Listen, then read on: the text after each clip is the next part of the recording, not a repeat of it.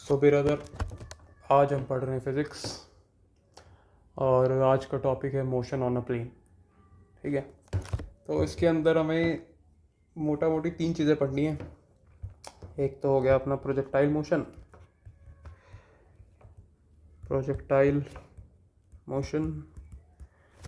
एक हो गया हमारा रेक्टिलिनियर मोशन।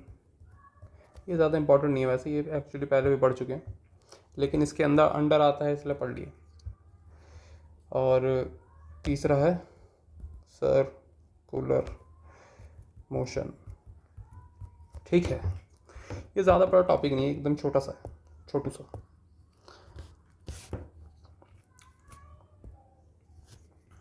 ठीक है, तो प्रोजेक्टाइल मोशन क्या होता है? तो प्रोजेक्टाइल मोशन होता है बेसिकली ये। ठीक है, किसी भी बॉडी को हम एक एंगल पे फेंक देंगे थीटा पे, तो वो ऐसे एक पैराबोलिक पाथ बनाएगा। इस मोशन को बोलते हैं प्रोजेक्टाइल मोशन, और ये जो पाथ बन रहा है इसको बोलते हैं पैराबोलिक ट्रेजेक्टरी। ठीक ठीक है, यही तो होता है। हाँ, अगर ये होता है यू के तरफ और ये होता है एक्सेलरेशन। हाँ, एक्सेलरेशन होता है। ठीक है, सारे ही मोशन प्रोजेक्टाइल मोशन होंगे अनलेस थीटा 90 डिग्री है। ठीक, ऐसे नहीं लिखते, थोड़ा समझना भी तो पड़ेगा। क्या लिखें इसका लिखते हैं thrown from horizontal at any angle except theta. ठीक है, क्योंकि थीटा से क्या होगा, जैसे ये अभी ये एंगल थीटा है। ठीक है, ये हमेशा हॉरिजॉन्टल से बनता है, परपेंडिकुलर से मत ले लेना। ठीक है, जब ये हॉरिजॉन्टल थीटा 90 डिग्री हो जाएगा, मतलब थीटा हो गया 90 डिग्री, मतलब फेंकने का डायरेक्शन हो गया हमारा ये, तब जब बॉडी ऊपर जाएगी तो सीधा नीचे आ जाएगी। तो ये प्रोजेक्टाइल मोशन थोड़े बना, ये तो क्या हो गया, इस मोशन इन स्ट्रेट लाइन हो गया एक तरीके से, है ना। सीधा गया, सीधा नीचे आ गया। मिटाओ इसको, ज़्यादा ही भावनाओं में बह गए थे। ठीक है, इसका हॉरिजॉन्टल कंपोनेंट जो होता है ये होता है अपना यू कॉस थीटा। अब एक्सेलरेशन नहीं होता यार, ये शीट सॉरी मतलब दोबारा बनाना पड़ेगा लगता है। ये तो थोड़ा भाव, इसी को मिटा देते हैं।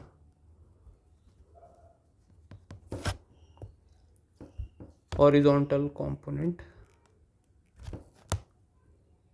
ये क्या, ये ले लिया हम। ठीक है, यहाँ पे होगा हॉरिजॉन्टल कंपोनेंट, ये होता है हॉरिजॉन्टल कंपोनेंट। ये होता है हमारा यू कॉस थीटा।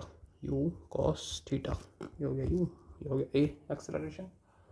ठीक है, ये वेलोसिटी एक्सेलरेशन ग्राफ पे बनता है बेसिकली। ठीक है, वर्टिकल कंपोनेंट हो गया, होता है हमारा यू साइन थीटा। लिख भी तो लें, horizontal component you cos theta, vertical component you sine theta. अब क्यों होता है ये, तो इसका बेसिक सिंपल अंडरस्टैंडिंग होता है। ठीक है, जैसे कि ये है, यहाँ बना रहे हैं समझाने के लिए। ठीक है, जैसे कि आपके बॉडी को आपके फेंकने के बाद बॉडी अभी यहाँ पे है, तो कलर चेंज कर लेते हैं। ठीक है, तो ये एक ऐसे ट्रायंगल बन रहा है। ठीक, तब यहाँ पे थीटा है, तो ये क्या बनेगा, ये है सॉरी क्या कर रहा हूँ मैं, सही बता रहा हूँ ना। ठीक है,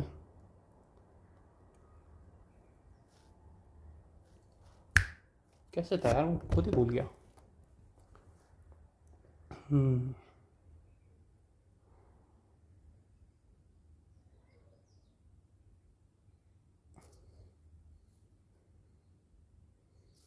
अरे बेसिकली सीधा सीधा एक होता है वर्टिकल कंपोनेंट, एक होता है हॉरिजॉन्टल कंपोनेंट। वर्टिकल निकालोगे थीटा के रिस्पेक्ट में क्या बनेगा, ये हो गया थीटा, ऐसे बन जाएगा। ये वर्टिकल कंपोनेंट है, ये है थीटा है।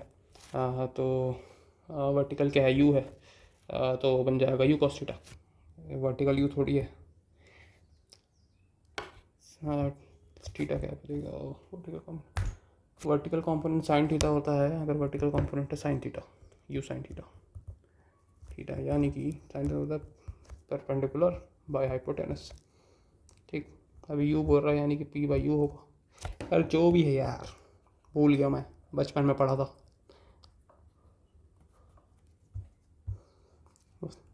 एसएससी में हमको बस याद रखना है, एसएससी हमको फिजिसिस्ट नहीं बना रहा, ठीक है, हमसे वो जनरल साइंस पूछ रहा है, बस याद रख लो, बाद में पढ़ लूँगा कभी मैं। ठीक है, अब इसमें एक और चीज़ थी, टाइम ऑफ फ्लाइट और हॉरिजॉन्टल रेंज और मैक्सिमम हाइट। ठीक, तो टाइम ऑफ फ्लाइट का फार्मूला था, टाइम ऑफ फ्लाइट, ये कभी पर फार्मूला पूछ लेती है एसएससी तो याद रखना पड़ता है, sine theta by G, sine theta by G, 2u sine theta by G. कहाँ से आया कैसे आया ज़रूरत नहीं है पढ़ने की। मैक्सिमम हाइट होता है, हाइट मैक्सिमम, ये होता है U square sine square theta by 2g। ठीक, और हॉरिजॉन्टल रेंज कैसे लिखें, हॉरिजॉन्टल रेंज आर एच, ये होता है U square sine 2 theta, sine 2 theta by 2 theta by G. ठीक, अब इसमें एक चीज़ होती है कि जो मैक्सिमम हाइट होती है ना, हाइट मैक्सिमम, ये होती है half the horizontal range, half the हॉरी, पूरा क्या लिख रहा भाई, हाफ द आर एच। ठीक, कैसे समझ जाते हैं इसको, कैसे है, ये है पूरा प्रोजेक्टाइल मोशन। ठीक है, ये है पूरा इसका रेंज। ठीक है, अब मैक्सिमम हाइट कहाँ पे अचीव कर रहा है, ये कहाँ पे आएगा, लगभग r/2 पे अचीव कर रहा है, इसलिए हाफ द हॉरिजॉन्टल रेंज बोलते हैं। ठीक है, यानी कि H max equals to RH/2। ठीक है,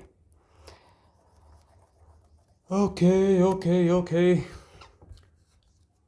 और हॉरिजॉन्टल रेंज मैक्सिमम कब होता है, RH मैक्सिमम ये होता है theta is equals to 45 degrees में। ये भी समझना सिंपल ही है। ठीक है, जैसे ये 45 डिग्री वाला है, ठीक है, ये 45 डिग्री का कोण बना के तुमने फेंका था।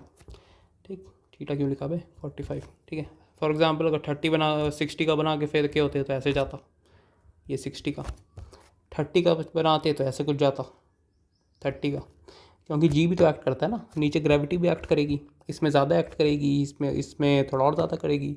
ये 45 है तो क्या बोलते हैं, बैलेंस हो जाता है बेसिकली। ठीक है, 45 यानी कि 0 से 90 के बीच में आ रहा है तो वो हो जाता है। ठीक है, मैक्सिमम हॉरिजॉन्टल रेंज ये हो गया 45 डिग्रीज पे, क्योंकि 45 डिग्रीज पे उसको मैक्सिमम टाइम ऑफ फ्लाइट मिलता है, तो टाइम ऑफ फ्लाइट ज़्यादा मिल रहा है। नहीं ऐसा तो 60 में भी ज़्यादा मिलेगा टाइम ऑफ फ्लाइट। तो बेसिकली ये है कि 45 डिग्री में ज़्यादा लंबा ट्रैवल करता है। ठीक है, और क्या था इसमें,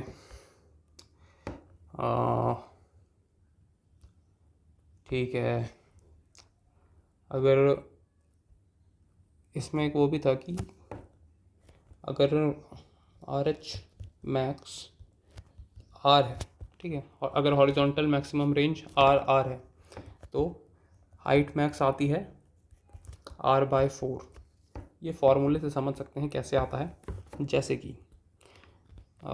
यूज़ परसेंट हो गया। ठीक है, हॉरिजॉन्टल रेंज R है यानी कि थीटा कितना हो 45 डिग्री, मैक्सिमम हॉरिजॉन्टल रेंज बोला है। ठीक है, तो R का क्या होता है U square sine 2 theta by G. आप इसको लिखेंगे U square sine 2 into 45 by G. ये तो साइन 90 हो गया, साइन 90 कितना होता है 1, तो क्या R कितना हो गया U square by G. H max की वैल्यू क्या आती है, एच मैक्स का फॉर्मूला होता है U square sine square theta by 2g।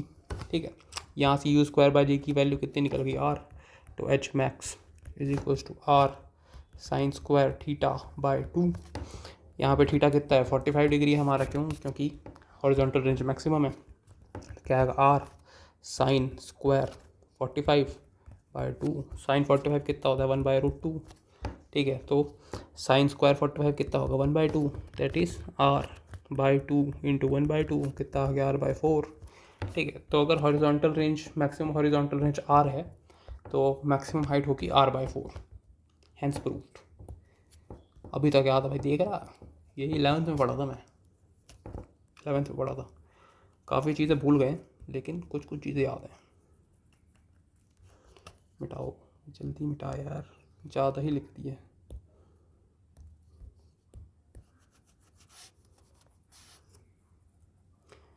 हल्के में ना लेना भैया, हमारा फिज़िक्स काफ़ी ताबड़तोड़ है। उतना ताबड़तोड़ तो नहीं रहा अब, लेकिन फिर भी अभी भी बहुत है। ठीक है, प्रोजेक्टाइल मोशन हो गया। इतना ही था प्रोजेक्टाइल मोशन में, ज़्यादा कुछ था नहीं, इतना ही पढ़ने का था प्रोजेक्टाइल मोशन में। एक हमें मैक्सिमम हाइट क्या बोलते हैं, ये हाईएस्ट पॉइंट पे यू कॉस थीटा होता है, ये याद रखना था। लिखे है ना, लिखे नहीं है क्या? ठीक है, यू कॉस थीटा होते हैं हाईएस्ट पॉइंट पे, वेलोसिटी है ये, वेलोसिटी एट हाईएस्ट पॉइंट। ठीक है, U cos theta is velocity at highest point. Wait minute, अच्छा नहीं लगता, थोड़ा इधर उधर हो जाता है तो ठीक। और तो कुछ नहीं था इसमें, प्रोजेक्टाइल मोशन में सारे कवर हो गए। टाइम ऑफ फ्लाइट हो गया, मैक्सिमम हाइट हो गया, हॉरिजॉन्टल रेंज हो गया। ठीक है, ठीक है, ठीक है। अब आ जाते हैं रेक्टिलिनियर मोशन। ये ज़्यादा था नहीं। रेक्टिलिनियर मोशन क्या होता है? ये होता है motion in one dimension, motion in one dimension. जैसे कि वही पुराना वाला एग्जांपल, ये प्लेन है, ये बॉक्स है, ये एक डायरेक्शन में जा रहा है, यानी कि ये अगर इसको कोऑर्डिनेट एक्सिस पर रखें तो ये एक्स एक्सिस पे ही मूव कर रहा है, यानी कि ये वाई एक्सिस को छेड़ नहीं रहा, ये जेड एक्सिस को छेड़ नहीं रहा। ठीक, ये सिर्फ एक्स एक्सिस की क्या बोलते हैं, एक्स एक्सिस के थ्रू मूवमेंट कर रहा है, जिसके कारण इसके मूवमेंट से सिर्फ एक ही प्लेन पे इफेक्ट पड़ रहा है। Got it. Motion in one dimension, rectilinear motion था नहीं। एक रोटेशनल मोशन भी होता है, लेकिन वो खुद में ही अलग से एक चैप्टर है। ठीक है, उसमें क्या क्या आता है, एक तो उसमें रेडियस ऑफ जायरेशन ये सब आ जाता है रोटेशनल मोशन में, तो उसको अलग से ही पढ़ना पड़ेगा। ठीक है, ज़्यादा मतलब है नहीं। अब हो गया सर्कुलर मोशन। ये होता है motion in two dimension, motion in two dimension. ठीक है, ये दो प्रकार के होते हैं, एक होता है यूनिफॉर्म और एक होता है non uniform. Non uniform, uniform मतलब कि जो वेलोसिटी का जो मैग्नीट्यूड होता है बॉडी का, वो कांस्टेंट रहता है। लिखने की ज़रूरत है नहीं, यूनिफॉर्म नॉन यूनिफॉर्म से पता चल जा रहा है, फिर भी लिख देते हैं। मैग्नीट्यूड शब्द भूल जाता हूँ मैं। Magnitude, magnitude of velocity of body remains constant. ये नॉन यूनिफॉर्म में वही चीज़ बदल जाती है। इस केस में एक और होता है spinning motion, spinning motion.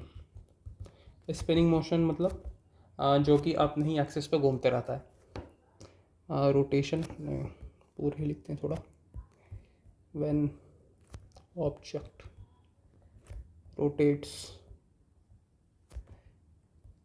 Eight its own axis, at इन आएगा, rotates at its own, at ही आना चाहिए, इट्स ओन एक्सिस। ग्रामर भी करना है भैया। ये हो गया स्पिनिंग मोशन, हो गया यूनिफॉर्म, ये हो गया नॉन यूनिफॉर्म। ठीक है, अब मोशन ऑन अ प्लेन, ये हो गया प्रोजेक्टाइल मोशन। ठीक है, अब क्या करते हैं, अलग से लिख देते हैं इसको। वैसे सर्कुलर के अंडर ही आएगा ये। ठीक है, तो किससे लें, यूनिफॉर्म से लें कि स्पिनिंग से लें? यूनिफॉर्म ही ले लेते हैं, नहीं ये ऐसे ही लिख देते हैं नीचे। ठीक है, एक होता है सेंट्रीपिटल एक्सेलरेशन, सेंट्रीपिटल एक्सेलरेशन, ठीक। अब ये क्या बला है? ये ज़्यादा बला नहीं है, ये होता है इसको रेडियल एक्सेलरेशन भी बोलते हैं, ऑल्सो कॉल्ड रेडियल एक्सेलरेशन। क्यों? क्योंकि ये सर्कल के रेडियस में ऐसे क्या बोलते हैं वो करता है, सर्कल के रेडियस के अलॉन्ग मूव कराता है बॉडी को, एक्सेलरेशन, इसलिए वो रेडियल एक्सेलरेशन होता है, ठीक।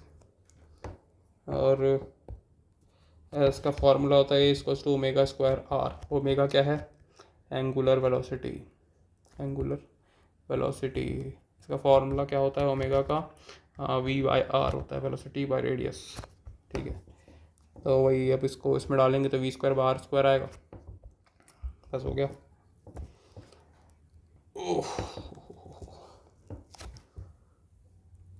Square R square.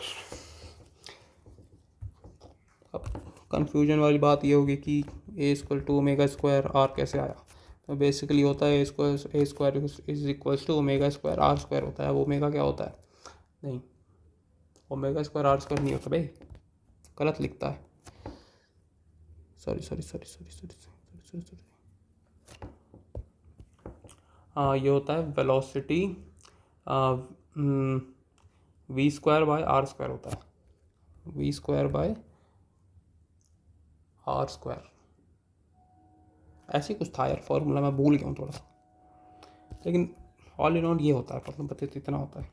इतना पढ़ने की ज़रूरत भी नहीं यार कि कैसे आया, ऐसे कुछ आता है, मैं थोड़ा भूल गया हूँ। बस ये याद रखना है कि एक्सेलरेशन का क्या था और ओमेगा का क्या था, एंगुलर वेलोसिटी, एंगुलर वेलोसिटी का फॉर्मूला क्या था, ठीक है। ये हो गया। अब सेंट्रीपिटल फोर्स, सेंट्रीपिटल फोर्स, ये भाषा क्या होते हैं? तो ये सेंटर है किसी भी रोटेशनल मोशन का, सर्कुलर मोशन का, यहाँ पे बॉडी है, वो ऐसे इसके अलॉन्ग मूव करते जा रही है, ठीक है। तो अंदर की तरफ जो फोर्स ये महसूस करेगा,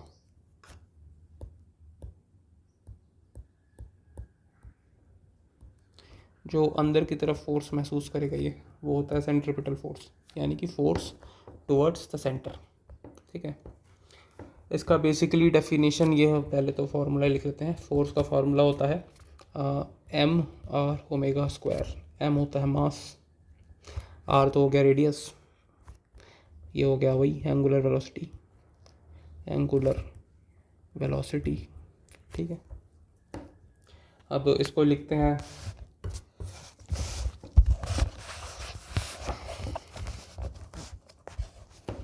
नहीं इसको लिखते क्या ही है, तो समझा तो दिया भाई, और क्या है इसमें, वो है कि work done by centripetal force is zero as centripetal force and displacement are at right angles, ठीक है। कैसे? डिस्प्लेसमेंट क्या होता है? डिस्प्लेसमेंट होता है थीटा, यानी कि इस पॉइंट से इस पॉइंट तक जाने में उसने सेंटर पे कितना एंगल क्रिएट किया है, ठीक है। ये होता है इसका डिस्प्लेसमेंट बेसिकली, ठीक है। अब क्या है कि ये है इसका फोर्स, ये है इसका फोर्स, और ये है इसका डिस्प्लेसमेंट, ठीक है। तो ये है इसका डिस्प्लेसमेंट, सॉरी माय बैड।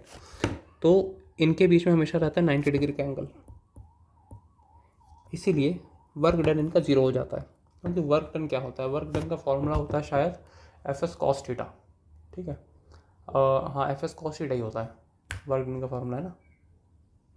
हाँ, एफ एस कॉस थीटा होता है, तो कॉस थीटा की में थीटा 90 रखेंगे तो वो ज़ीरो हो जाएगा, तो वर्क डन ज़ीरो। तो बेसिक से बात है। सेंट्रीपिटल हो गया, अब क्या है? सेंट्रीपिटल फोर्स हो गया। अब सेंट्रीफ्यूगल भी है, ये भी ज़्यादा बड़ा है नहीं। सेंट्रीफ्यूगल फोर्स, ठीक। सेंट्रीफ्यूगल फोर्स जस्ट इसका ऑपोजिट है। अगर ये सर्कुलर मोशन है, ये सेंटर है और यहाँ पे बॉडी मूव कर रही है कोई भी, ठीक है, तो अपोजिट क्या बोलते हैं, सेंटर से अपोजिट में जो फोर्स एक्ट करेगा उसको बोलते हैं सेंट्रीफ्यूगल फोर्स। बेसिकली यही है।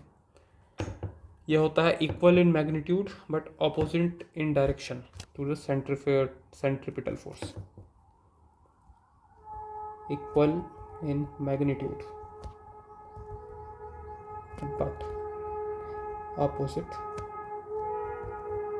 इन डायरेक्शन टू सेंट्रीपिटल फोर्स, ठीक है। ये जानना ज़रूरी क्यों था, क्योंकि कभी कभार होता है कि होता तो क्या, शायद कभी पूछा हो या फिर हो सकता है पूछ ले, क्योंकि एसएससी जनरली इसी टाइप की चीज़ें पूछता है, ठीक है। वो ये नहीं पूछेगा सेंट्रीफ्यूगल फोर्स क्या होता है, वो ये नहीं पूछेगा कि क्या बोलते हैं फोर्स और डिस्प्लेसमेंट के बीच में एंगल कितना बनता है, ये सब नहीं पूछता वो। ऐसे ये सब चीज़ें उठाता है, ये पूछ देता है।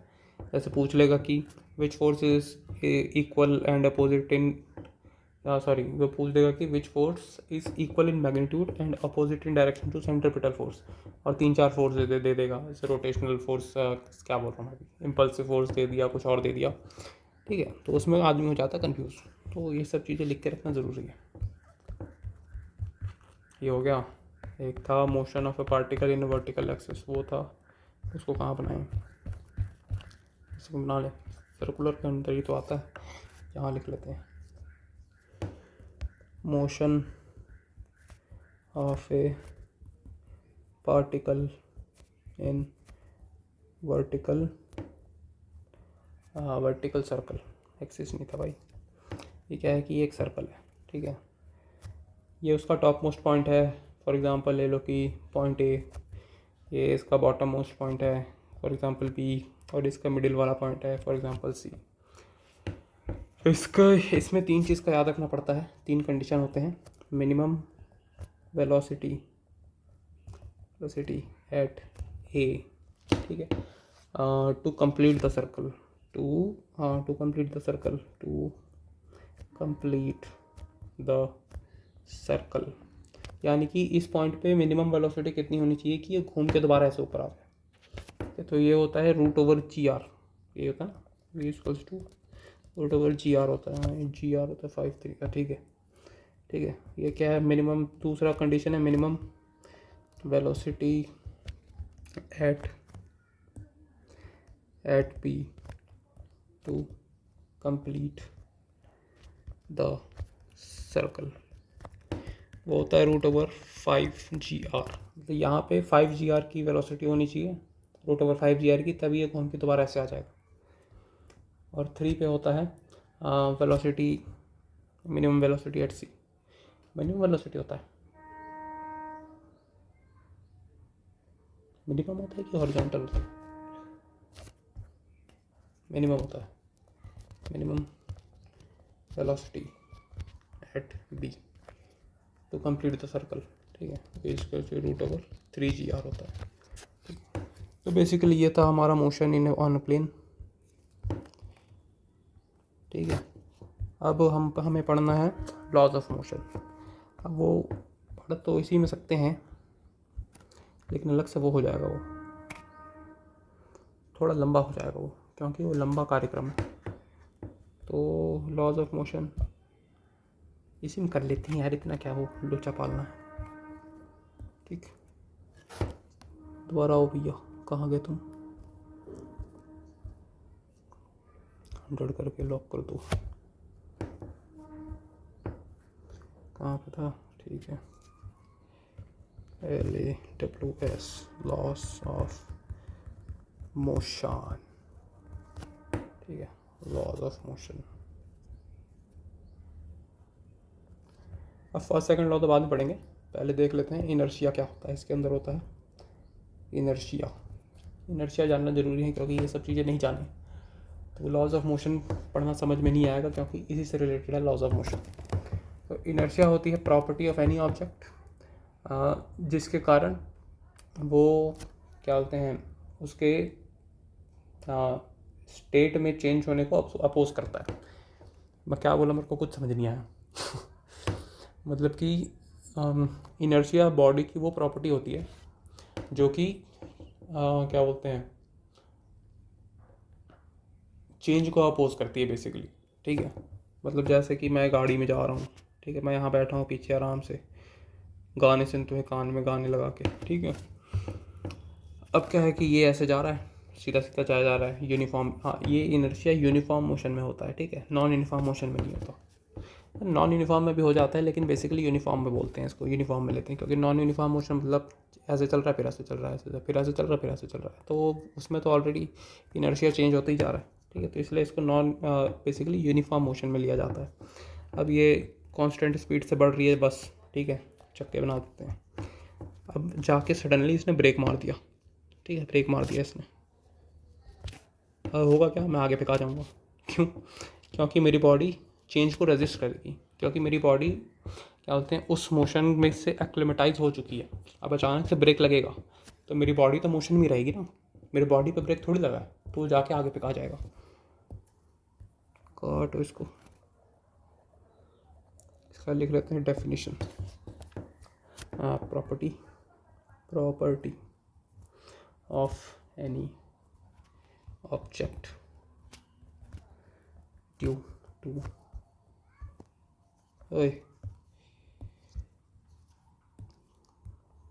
तुम कौन सी शादी बना रहे हो भाई यहाँ पे।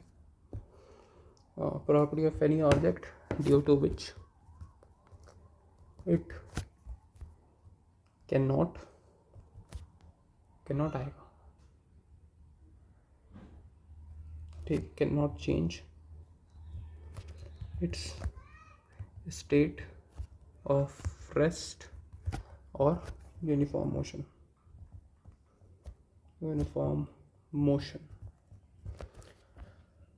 ठीक है, ये अलोंग द स्ट्रेट लाइन होता है, uniform motion along the straight line. Okay, ठीक, इनर्शिया स्ट्रेट लाइन में वर्क करता है बेसिकली, ये कहने की प्रयास हो रहा है यहाँ पे। इसका में एक और होता है कि greater the mass of a body greater the inertia, ठीक है, क्योंकि जितना ज़्यादा मास होगा इनर्शिया उतना ज़्यादा होगा। ठीक है, अब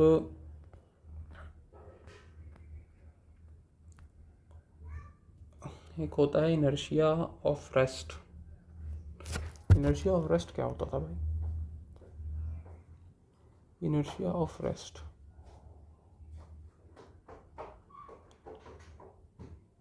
भूल गया इनर्शिया ऑफ रेस्ट क्या था।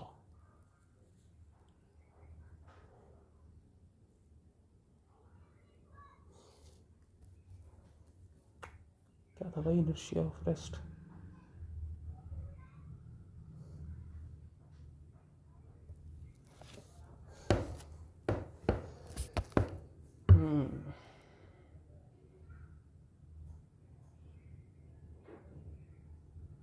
हाँ, सॉरी 3 टाइप के होते हैं inertia of rest, inertia of motion और इनर्शिया ऑफ डायरेक्शन। समझना इजी है। अगर रेस्ट में है बॉडी तो उसकी इनर्शिया ऑफ रेस्ट क्या होगा कि चेंज, मतलब वही चेंज इन स्टेट को वो अपोज करेगा। मतलब कि अगर बॉडी रेस्ट में है तो अगर कोई उसको धक्का दे रहा है तो वो उसको अपोज करेगा। ठीक है, सिंपल सी बात है, क्योंकि अपोज नहीं करेगा तो फिर और क्या ही करेगा। ठीक है, सिंपल सा एग्जांपल है इसका इनर्शिया ऑफ रेस्ट का कि मैं खड़ा हुआ हूँ वहीं पे, कोई आदमी आया दौड़ते हुए, टकरा गया मेरे से। अब मेरी बॉडी का रिएक्शन क्या होगा? रिएक्शन तो क्या ही होगा, मतलब ये बेसिकली लॉ ऑफ यूनिवर्स है। ठीक है, अगर वो मेरे से टकराएगा तो मेरी बॉडी अपोज करेगी थोड़ी देर के लिए, लेकिन मैं अनबैलेंस हो जाऊंगा, क्योंकि जो बंदा आ रहा है दौड़ के वो मेरे से टकरा रहा है, तो उसका मोमेंटम ज़्यादा है, उसका फोर्स ज़्यादा है, तो मोमेंटम ट्रांसफर होगा मेरे अंदर, तो मेरा जो इनर्शिया है वो इवेंचुअली कम पड़ जाएगा और मैं गिरूंगा तो नहीं, खैर अनबैलेंस हो जाऊंगा, लेकिन फिर भी। ठीक है, इनर्शिया ऑफ मोशन वही कि बॉडी मोशन में चल रही है, वो अचानक से ब्रेक लग गया तो बॉडी मोशन को क्या बोलते हैं कंटिन्यू करने लग गई। तो वही बस वाला एग्जांपल, इनर्शिया ऑफ डायरेक्शन की, मैं एक डायरेक्शन में जा रहा हूँ, अचानक से कोई आके ऐसे ठोक दिया तो मेरी बॉडी का डायरेक्शन, तो मतलब मेरी बॉडी का इनर्शिया ऐसी डायरेक्शन में होगा, लेकिन जब जो कि इसने ठोक दिया है तो मेरी बॉडी ऐसे ना जाके थोड़ी ऐसे जाएगी। क्यों? क्योंकि मेरा बॉडी का डायरेक्शन था इस तरफ, इसका डायरेक्शन था इस तरफ, इन दोनों का रिजल्टेंट निकल गया इस तरफ। ठीक है, लिखने की ज़रूरत नहीं है, ऐसे ही याद हो जाता है। इनर्शिया पता चल गया, डब्बा बना लो। अब फोर्स, फोर्स क्या होता है? फोर्स तो भाई सबको पता है, मास इनटू एक्सेलरेशन। खैर वो तो ठीक है, मास इनटू एक्सेलरेशन। ठीक है, फोर्स, अरे फोर्स यार मतलब वही फोर्स लगाना किसी चीज़ पे। अगर तुम क्या बोलते हैं, जैसे किसी गाड़ी बंद हो गई तो पीछे से धक्का दे रहा है, धक्का देना क्या है? वो फोर्स लगा रहा है वो गाड़ी पे। ठीक है, जैसे कि तुम सीढ़ी चढ़ रहे हो, सीढ़ी चढ़ रहे हो मतलब अपने पैर से सीढ़ी पे फोर्स लगा के तुम ऊपर जा रहे हो, तो हर चीज़ एक फोर्स होता है। हर चीज़, तुम बैठे भी हुए हो तो तुम्हारे कूल्हे या क्या बोलते हैं कुर्सी पे फोर्स लगा रहे हैं। तो F = m में होता है। ऐसा यूनिट क्या होती है? न्यूटन। न्यूटन होता है केजी मीटर पर सेकेंड। ठीक, केजी मीटर पर सेकेंड होता है। और उसका वो होता है डायमेंशनल फार्मूला एम, फिर L, T-1, T-2, sorry metre per second square होता है ना, क्योंकि एक्सेलरेशन है। Got it. ठीक, फोर्स हो गया। अब एक होता है इम्पल्स। इम्पल्स क्या होता है? इम्पल्स होता है बेसिकली कि कोई भी फोर्स तुम्हारी बॉडी में बिल्कुल एकदम ही छोटे से पीरियड के लिए एक्ट कर रहा है, लेकिन क्या बोलते हैं काफ़ी बड़ा चेंज प्रोड्यूस कर रहा है। ठीक है, तो इसको लिखते ऐसे हैं, जैसे force which acts on a body for short period of time but produces large change in momentum। ठीक, इसका एग्जांपल हो गया जैसे क्रिकेट बैट से तुमने बॉल मारा छक्का। ठीक, अब क्या है, जब बॉल और बैट का कनेक्शन हुआ, ठीक है, तो बैट ने बॉल पे एकदम छोटे से अमाउंट के लिए फोर्स एक्सर्ट किया, लेकिन उससे उसके मोमेंटम में कितना बड़ा चेंज आ गया वो तो तुमने देख लिया, क्योंकि छक्का चला गया ना। तो बेसिकली यही होता है।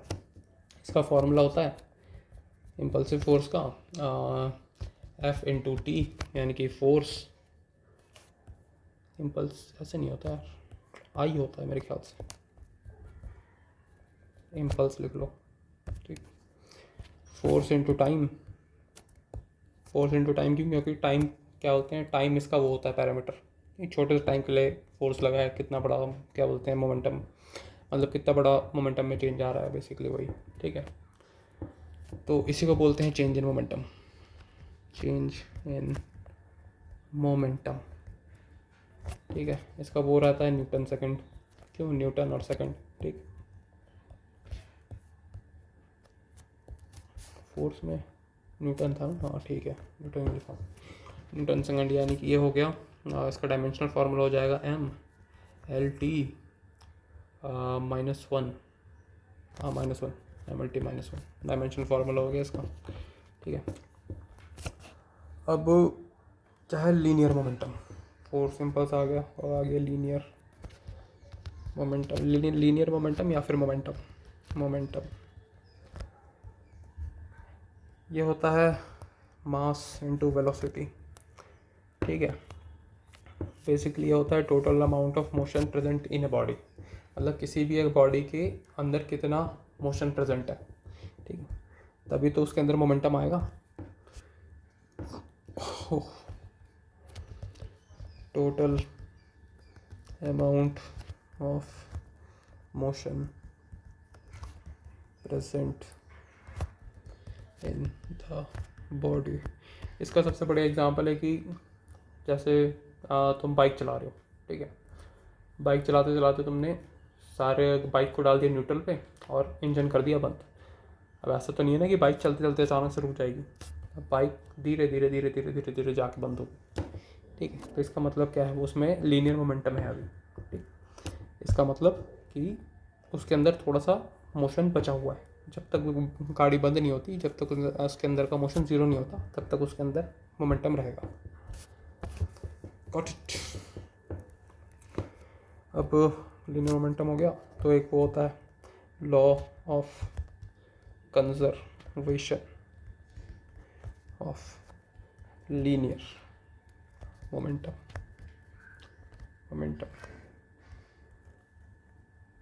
ये बेसिकली होता है कि अगर किसी सिस्टम पे कोई एक्सटर्नल फोर्स एक्ट ना कर रहा हो, ठीक है, तो उसका जो टोटल लीनियर मोमेंटम रहता है वो अनचेंज होता है, ठीक है। अनचेंज मतलब कंजर्व हो जाता है। इसका एग्जांपल कैसे लेंगे, क्या बताएं इसका, ठीक है। पहले डेफिनेशन तो लिख लें कि if no external force acts on a system या फिर body, then its total momentum या लीनियर मोमेंटम रिमेन्स कंजर्व्ड, ठीक है।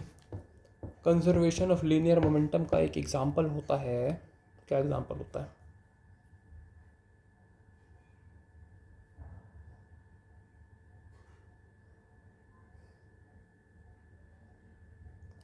इसका एग्जांपल यार basically conservation of linear momentum होता है कि मोमेंटम हो गया कंजर्व्ड, ठीक है, मोमेंटम वेस्ट नहीं हुआ। कंजर्वेशन का मतलब ही वही है, ठीक है, कि वो कंप्लीट हो गया, मतलब कुछ एक्स्ट्रा नहीं रहा, ठीक है। तो उसका मतलब यही होता है बेसिकली, और तो कुछ था नहीं। एग्जांपल क्या था linear momentum, conservation of linear momentum का, और अभी तो थोड़ी देर पहले पढ़ा था, भूल गया। मैं एक मिनट चेक करके आता हूँ। तो बेसिकली बुक में भी नहीं दिया, इसलिए याद नहीं था मेरे को। इसका एग्जांपल लिख लेते हैं, बाद में आके लिख लेंगे कभी, ठीक है। समझने के लिए वही है यार कि मतलब एक होता है लीनियर मोमेंटम मतलब उस बॉडी के अंदर जान कितनी बची है। कंजर्वेशन ऑफ लीनियर मोमेंटम मतलब पूरी जान खत्म हो गई जान खत्म हो गई मतलब उसके अंदर जितनी जान बची थी उस बची हुई जान का उसने इस्तेमाल कर लिया। इसलिए कह रहा है कि if no external force acts on a system then its total momentum remains conserved, ठीक है।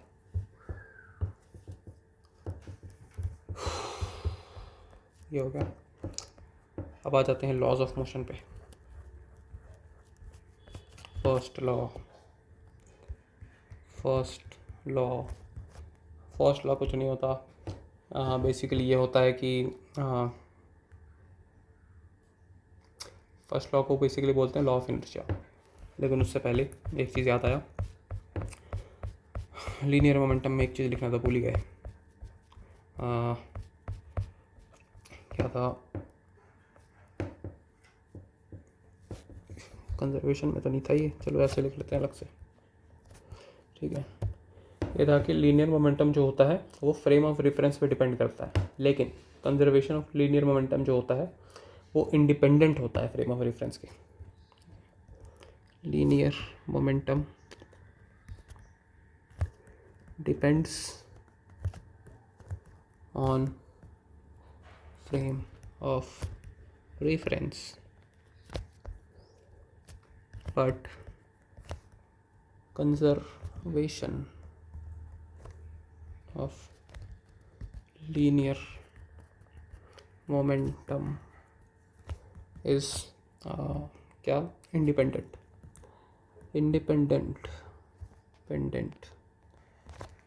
of क्या था, frame of reference, frame of reference. तो इसको समझने का इसी सा तरीका है कि लीनियर मोमेंटम जो होगा उसको कैलकुलेट करने के लिए हमें एक फ्रेम ऑफ रेफरेंस लगेगा, ठीक है। क्योंकि अगर फ्रेम ऑफ रेफरेंस नहीं होगा तो हम लीनियर मोमेंटम कैलकुलेट नहीं कर सकते हैं। लेकिन कंजर्वेशन ऑफ लीनियर मोमेंटम के लिए फ्रेम ऑफ रेफरेंस की ज़रूरत नहीं होती। क्योंकि क्यों नहीं होती?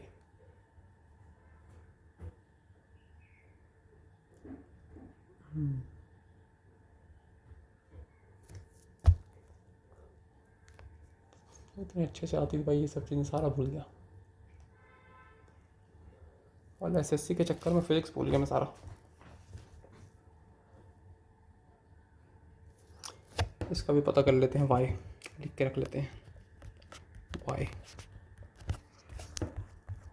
बाद में आके रिवाइज करते टाइम लिख लेंगे, ठीक है। अब फर्स्ट लॉ होता है law of inertia,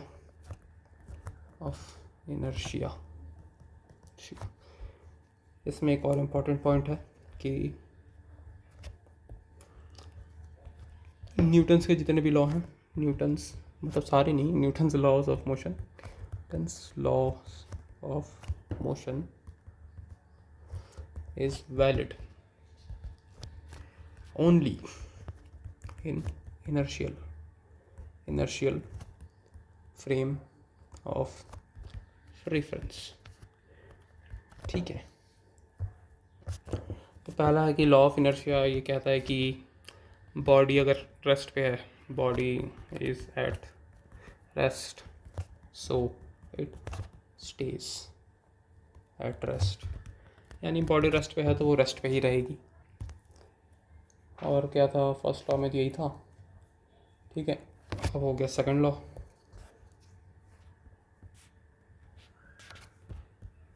second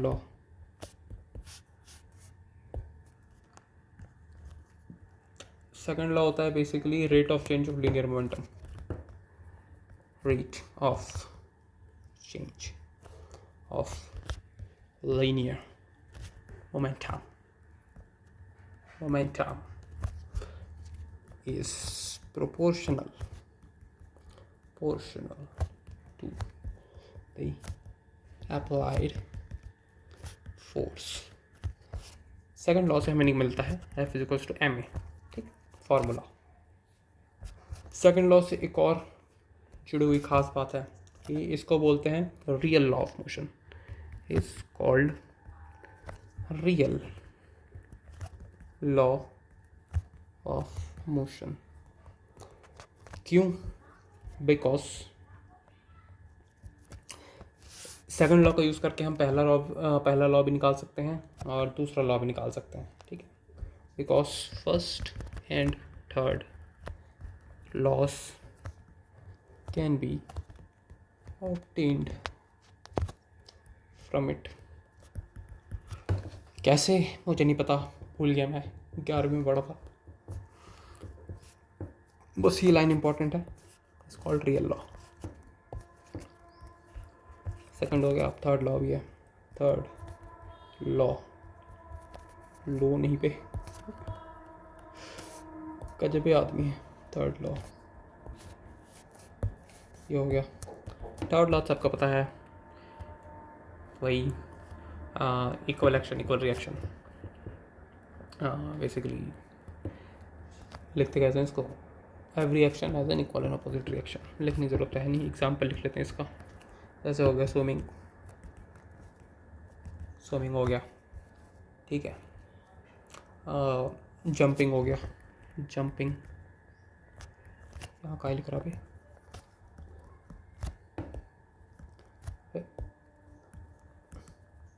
jumping हो गया, रिकॉइल ऑफ ए गन हो गया, रिकॉइल ऑफ ए गन हो गया, ठीक है। और तो इसके जानने की जरूरत है नहीं। सेकंड लॉ का एग्जांपल है, कहाँ लिखें इसका एग्जांपल, हो गया इसका कि किसी जैसे बाइक को पुश करना ईजी है लेकिन कार को पुश करना मुश्किल है। Easier to push a bike but not a car, not a car. क्यों? क्योंकि रेट ऑफ चेंज जो है वो लीनियर मोमेंटम के वो प्रोपोर्शनल है अप्लाइड फोर्स के। बाइक के ऊपर आप जितना फोर्स लगा रहे हो वो फोर्स बाइक पे अप्लाई हो रहा है, क्योंकि बाइक का मास होता है कम। अब मास होता है कम तो आप जितना फोर्स लगा रहे हो वो क्या बोलते हैं, वो है इनफ है बाइक को मूव कराने के लिए। लेकिन कार का मास होता है बहुत ज़्यादा, ठीक है, बहुत ज़्यादा। क्या 100-200 किलो तो बहुत कम हो गया, 800-900 किलो की भी छोटी से छोटी कार आती है। उस पर आप ढकेलोगे, उस पर आप फोर्स लगाओगे पीछे से, तो फोर्स जो लग रहा है, फोर्स क्या होता है, मास इनटू एक्सेलरेशन, ठीक।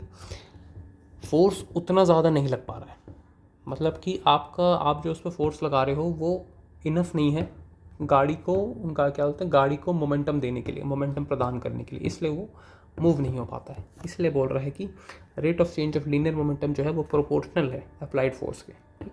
जितना आप फोर्स लगाओगे उतना ही उसके अंदर चेंज ऑफ लीनियर मोमेंटम पैदा होगा बॉडी के अंदर, ठीक। इसलिए क्या बोलते हैं, जैसे कि कोई फुटबॉल पड़ा हुआ है, फुटबॉल में आप लात मारो तो बहुत दूर तक जाता है, ठीक है, लेकिन कार के चक्के में लात मार को देखो कहाँ तक जाती है। तो वही सिंपल सी बात है, साफ सिंपल सी। ये हो गया लॉज ऑफ मोशन हो गया। अब एक आ जाता है इक्विलिब्रियम। इसको कहाँ लिखें, इसको यहाँ लिख लेते हैं।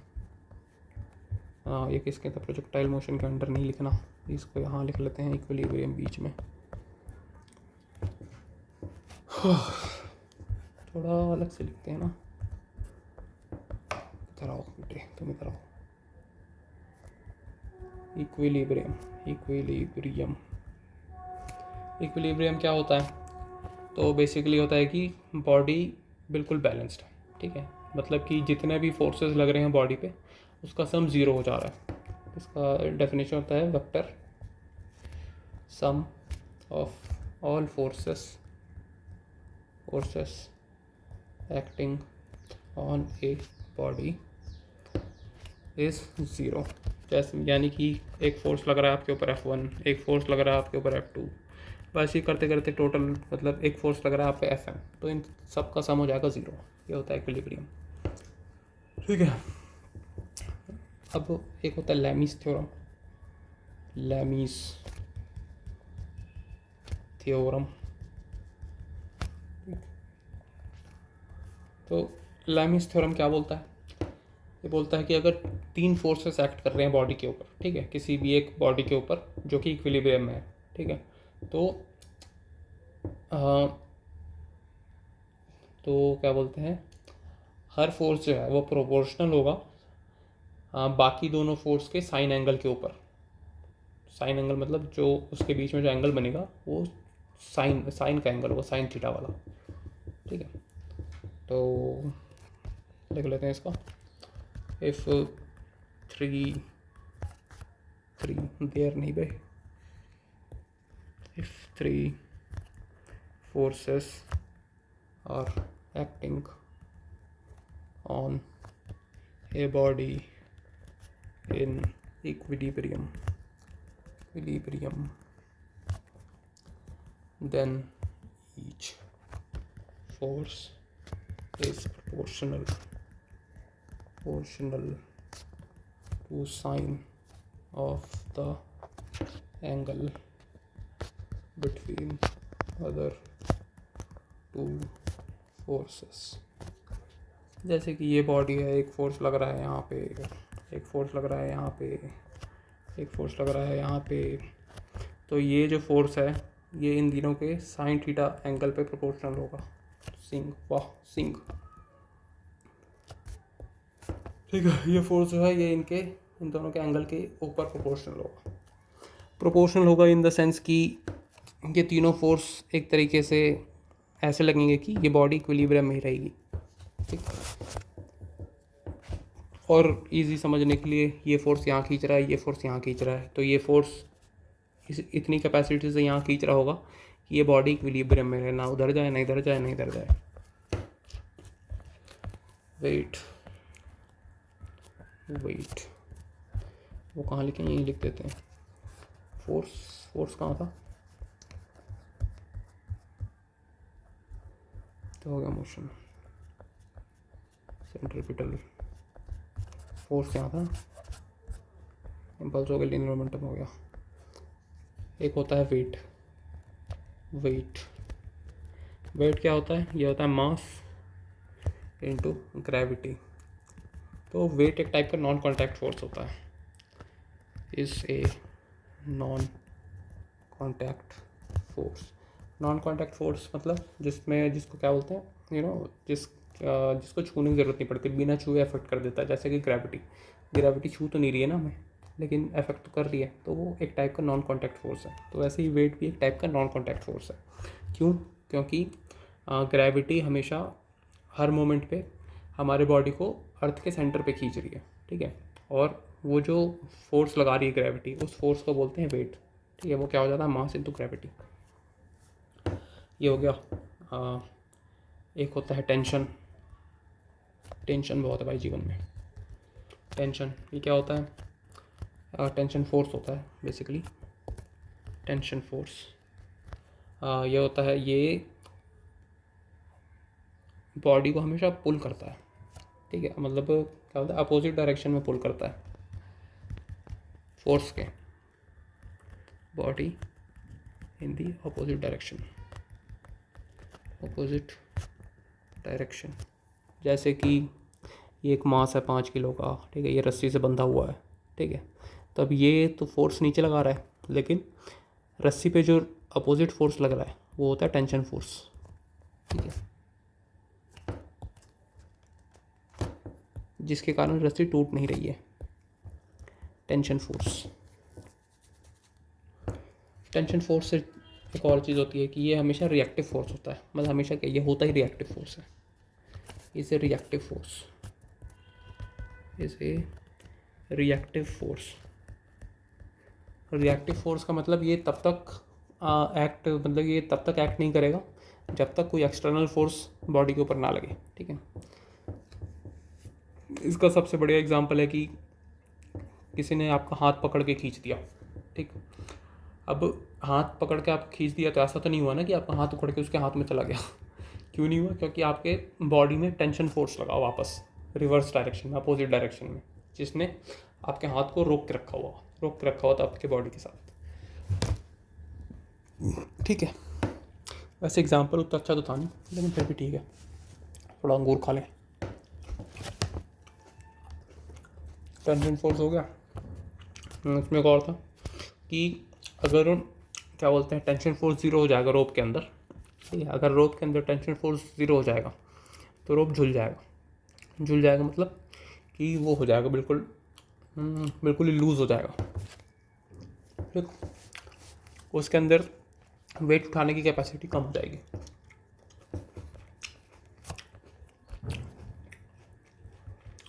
रोप गेट्स स्लैक होता ना, slack when tension force becomes zero, ठीक है। ये हो गया। अब यहाँ पे आ गए थे, अब आज यहाँ पे लिख लेते हैं फ्रिक्शन। तो फ्रिक्शन क्या होता है? फ्रिक्शन एक क्या बोलते हैं, पॉइंट ऑफ कांटेक्ट पे लगता है, जो कि मोशन के डायरेक्शन को अपोज करता है, ठीक। जैसे कि ये रास्ता है, यहाँ पे ब्लॉक इस डायरेक्शन में जा रहा है, तो ये हो गया इसका क्या, पॉइंट ऑफ कांटेक्ट, ठीक। अब फ्रिक्शन फोर्स जो है ये अपोजिट डायरेक्शन में लगेगा, ठीक। ये हो गया, कैसे लिख लो इसको, एम वी लिख लो, मोमेंटम लिख लो। ये हो गया आपका फ्रिक्शनल फोर्स, ठीक है। फ्रिक्शनल फोर्स ये हमेशा पैरेलल होता है डायरेक्शन के, पैरेलल होता है और अपोजिट होता है डायरेक्शन ऑफ मोशन के, ठीक। क्या लिखेंगे इसको? Force at point of contact which opposes the relative motion, right? Acts parallel to contact surface, ठीक। अब भले कॉन्टैक्ट सरफेस ऐसे हो या फिर ऐसे हो, ठीक। अगर ऐसे वाला कॉन्टैक्ट सरफेस हो तो उसमें भी अब उसी के पैरेलल लगेगा फ्रिक्शनल फोर्स, ठीक है, इंटरमॉलिक्यूलर फोर्सेस ऑफ अट्रैक्शन के कारण ये प्रोड्यूस होता है, produced due to intermolecular forces of attraction. ठीक है, अब इसको समझते हैं वाला पॉइंट क्यों। जैसे यही वाली बॉडी ले लो यहाँ पे, ठीक है, ये वाला पॉइंट,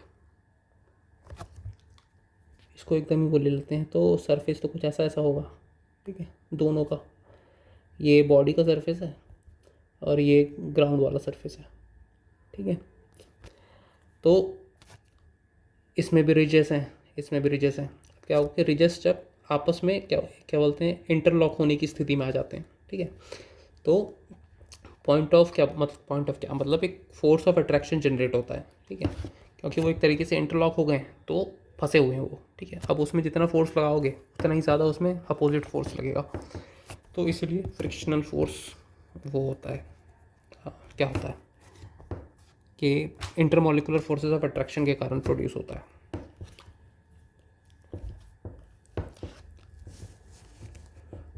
एक्सप्लेन करने की क्षमता तो कति वो हो गई हमारे अंदर ख़त्म, सुधारना पड़ेगा भाई, ठीक है। फ्रिक्शन बेसिकली 3 टाइप के होते हैं। एक होता है स्टैटिक फ्रिक्शन। स्टैटिक फ्रिक्शन मतलब जब एक बॉडी क्या बोलते हैं, मूव करना चाहती है किसी सरफेस के ऊपर, लेकिन वो मूव नहीं कर पा रही होती है। क्यों? क्योंकि उसका जो उसके ऊपर जो मोशन है, उसका जो मोमेंटम है वो उतना ज़्यादा नहीं है कि उस बॉडी को हिला दे, ठीक।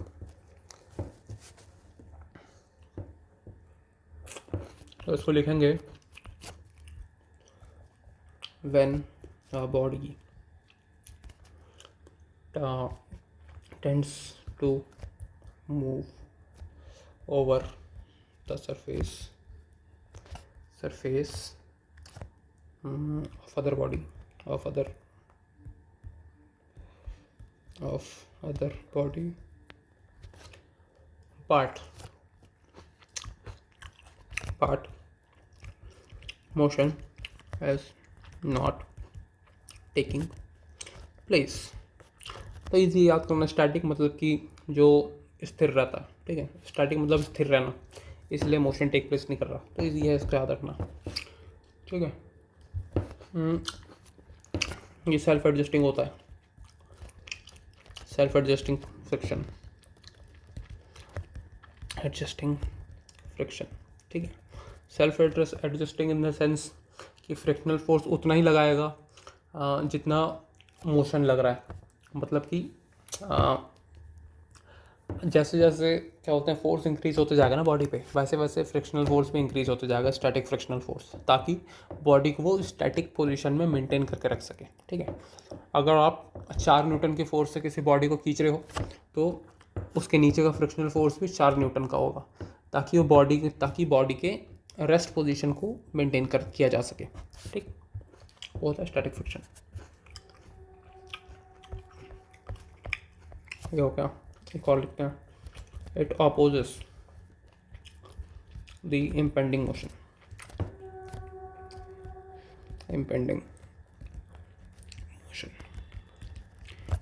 ये हो गया। अब दूसरे टाइप का था, क्या था, लिमिटिंग फ्रिक्शन। लिमिटिंग का कारण दोनों में से कोई भी लिख दो, लिमिटिंग फ्रिक्शन,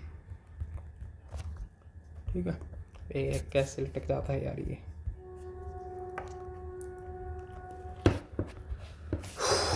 तो लिमिटिंग फ्रिक्शन बेसिकली होता है स्टैटिक फ्रिक्शन का मैक्सिमम लिमिट, ठीक है, कि मतलब कि जब बॉडी एकदम वर्च पे होती है मूव करने के, ठीक है, तो उसको लिखेंगे it is the maximum value of static friction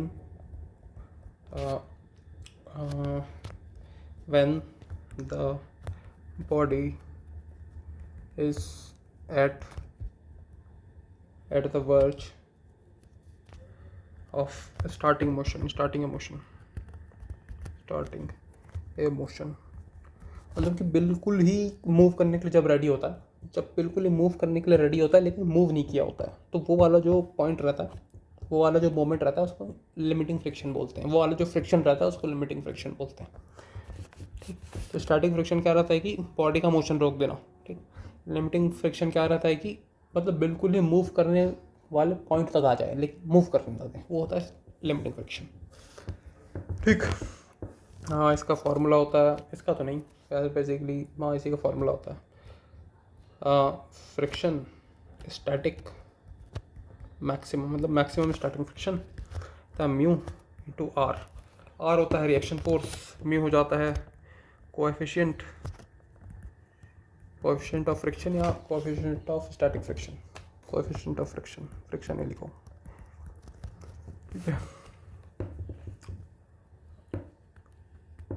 ये हो गया।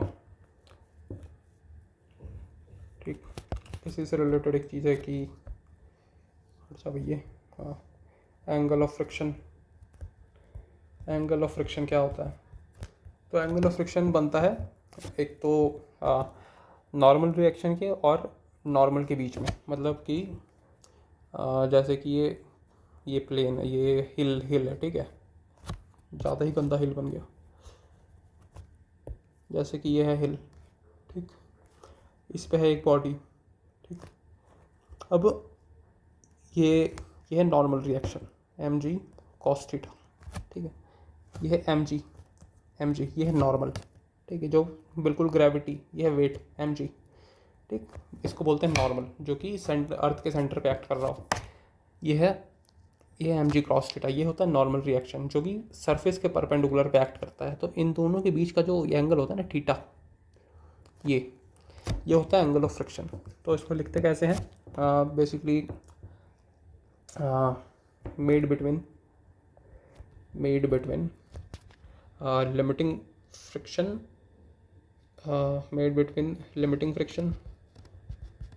लिमिटिंग फ्रिक्शन एंड गलत बता दिया क्या मैं? नॉर्मल रिएक्शन और नॉर्मल के बीच में बता दिया, जबकि लिमिटिंग फ्रिक्शन के बेसिकली लिमिटिंग फ्रिक्शन इस डायरेक्शन में लगेगा, ठीक है, तो 90 डिग्री हो जाएगा ना फिर, मतलब ऐसा ही कुछ बनता है यार, इतना मेरे को याद नहीं, साले 11वीं में पढ़ा हूँ, अरिहंत वाली बुक में इतना नहीं समझाया हुआ। लिमिटिंग फ्रिक्शन के बीच में बनता है और normal reaction between friction normal reaction जिसको कि आर बोलते हैं, ठीक है। एक होता है एंगल ऑफ स्लाइडिंग या फिर रिपोज। ये होता है मिनिमम एंगल ऑफ इंक्लिनेशन,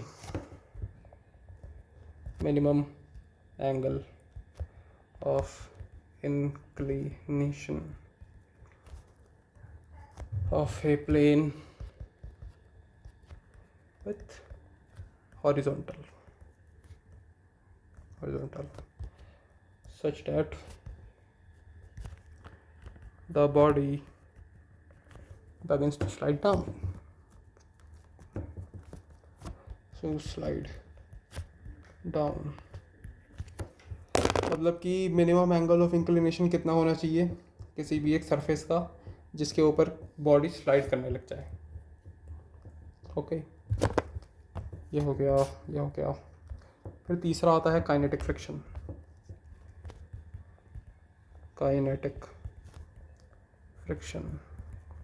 ये सबसे इजी होता है समझाना, क्यों? क्योंकि ये मूविंग बॉडी के ऊपर ओए गलत हो जाता अभी तो।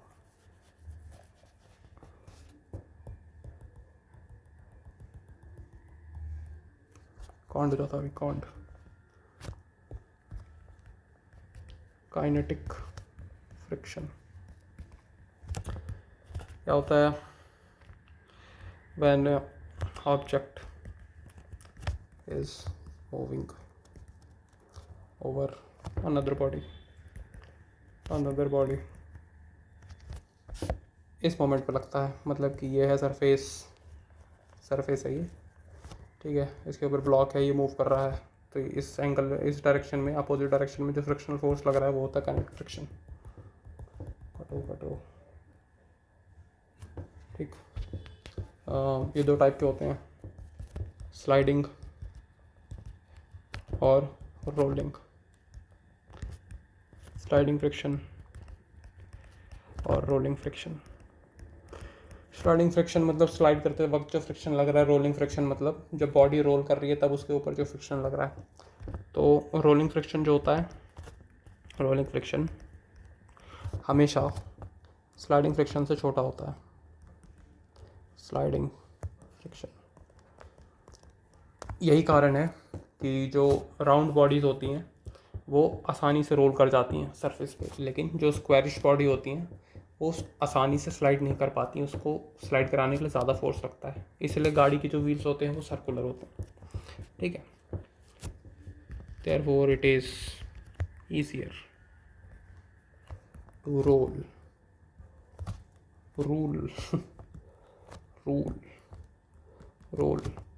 a body than slide। हो गया भाईजान, इतना ही पढ़े थे आज फिजिक्स में। भाई 1 घंटे का तो नहीं पढ़ा था मैं, ज़्यादा ही हो गया भाई ये तो। भाई पढ़ने में भी 1 घंटे ज़्यादा ही लग गया था।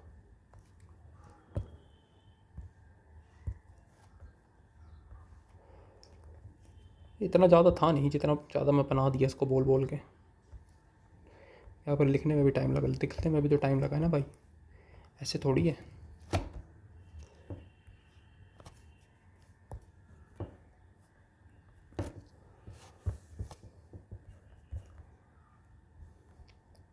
अच्छा, मिलते हैं भाई अगले में।